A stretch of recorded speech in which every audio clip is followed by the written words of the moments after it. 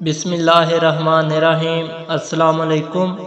وہب بن رحمۃ اللہ علیہ فرماتے ہیں کہ کسی ظالم بادشاہ نے ایک شاندار محل بنوایا۔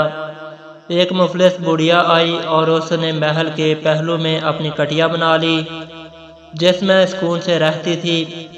ایک مرتبہ ظالم بادشاہ نے سوار ہو کر محل کے ارد گرد چکر لگایا تو اسے بڑھیا کی کٹیا نظر آئی۔ اس نے پوچھا یہ کس کی ہے؟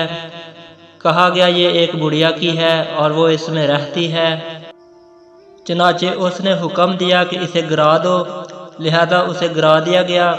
جب بڑھیا واپس آئی تو اپنی کٹیا دے کر پوچھا کہ اسے کس نے گرایا ہے؟ لوگوں نے کہا اسے بادشاہ نے دیکھا اور گرا دیا۔ تب بڑھیا نے آسمان کی طرف سر اٹھایا اور کہا اے اللہ میں حاضر نہیں تھی تو کہاں تھا؟ اللہ تعالیٰ نے جبرائیل علیہ السلام کو حکم دیا کہ محل کو اس کے رہنے والوں پر الٹا دو، اور ایسا ہی ہوا۔